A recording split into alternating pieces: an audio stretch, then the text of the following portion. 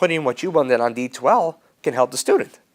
It's a really underused resource we had that has so much potential. The professors that use D2L are helping more than they know. Oh, yes, I love D2L. Okay, yeah. My professors will often set up course discussions on D2L. So with other students, you know, especially for me, that's ideal because I'm chatting online and I can see everybody's comments and especially who said what. Yeah. You know, it's your name and then your comment, and I can add, you know, I can thread, I can do anything I'd like to participate. Sometimes in course, the interpreters will sign the other students' comments, but they don't have time to sign the name, or maybe they don't know the person's name, and especially since my eyes are focused on the interpreter, I'm not always going to turn around behind me in a lecture room and look to see who's saying it. So in D2L, I really, really enjoy it, you know, for that reason. I feel especially more motivated to participate on D2L. You know, it's, you know, compared to the classroom. Right. It's just easier.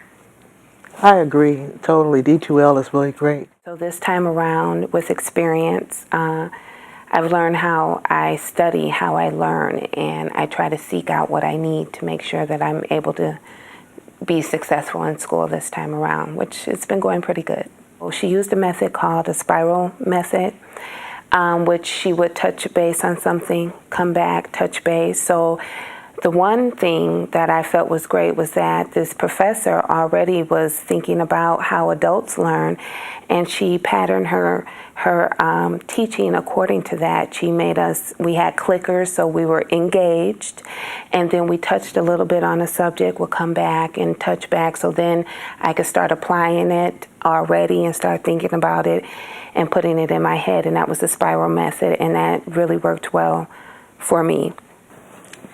Yes, I have one thing that I'd really like to add. I just thought of it.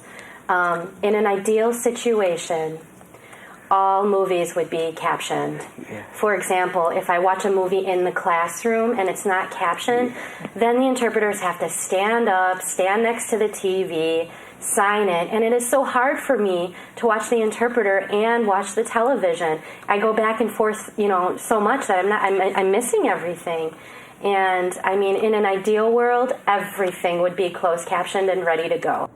A really good learning tool that I've picked up is the more formats you have the material presented in, the easier it is, at least for me, to remember. So for example, if it's, the repetition, if it's spoken and then if it's written down, if you can see it, it makes it easier. If you have all of those together, it makes it a lot easier to remember than if it's just spoken or just written. I think it would make it a lot easier because it's not only the students with disabilities that need help, you know? Like there's some able-bodied students that still need a little help. Like they could use extra time, you know, because of an anxiety or just having that pressure off of knowing you have time to finish your test, or that if you miss something, there is a note taker that you are going to get everything. I think it would just make everything run a lot smoother. The idea behind universal design is that it is not just accessible to people with disabilities, but that it has potential to benefit everyone with captioning for videos, in that someone who is sitting in the back of the room can see. They may not be able to hear everything that's being said. Someone may be talking too quickly. So by reading the captioning, maybe they can get a better gist of it. It may be someone who is hard of hearing. It may be someone who is deaf. So it can serve a lot of different people. Designing course materials to be fully accessible is another important feature of universal design in an educational setting. Here are several suggestions from faculty, university staff, and students that describe how course materials can become accessible. If you put a graphic onto a slide, you can add in descriptive notes so that a person who is trying to access it later using a screen reader who can't see the graphic, the screen reader will read the notes. That allows for it to be accessible. Media needs to be captioned. If there's any kind of audio at all, there needs to be some kind of captioning so that people who are deaf or hard of hearing can get the full content of the video. It's always easier when you're creating the media, creating the videos, to include the captioning in the process of creation of the videos versus what we call post-production captioning. I've used enlarged print for tests and notes. I've used audiobooks. So I have a computer program at home that reads my books to me, basically. The Accessibility Center transforms my books into this format. And I bought a program to listen to my books. And then I always have a hard copy of the book too, because I can read, it's just, it causes pain and it's difficult.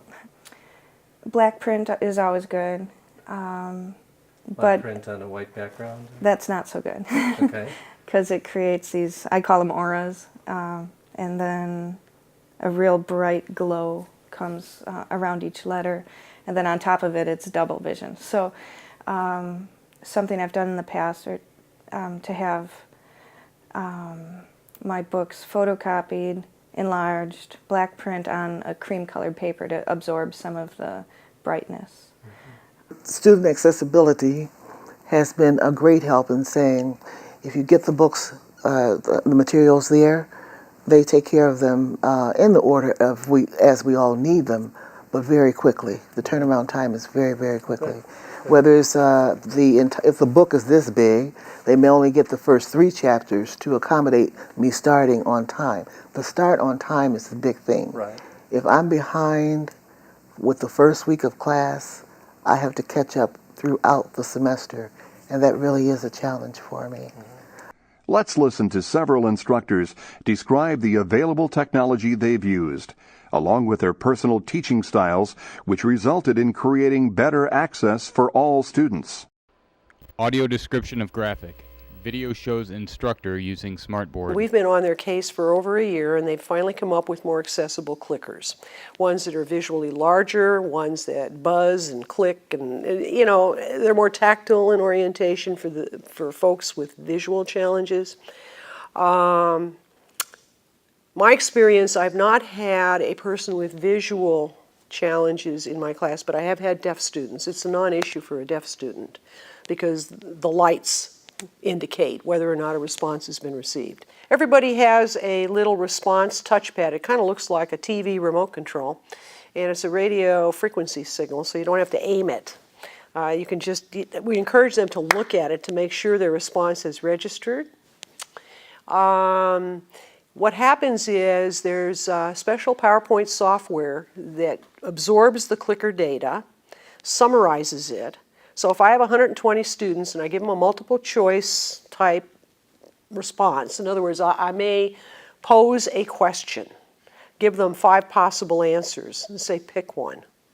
Okay? So I give them 30 seconds to pick one. And then I shut down the polling, I pull up the results, and we take a look at them. And if they're right on the money, I pat them on the back. If it's kind of mixed, I say, I think we better back up a little here and try again. So that's how student response systems work.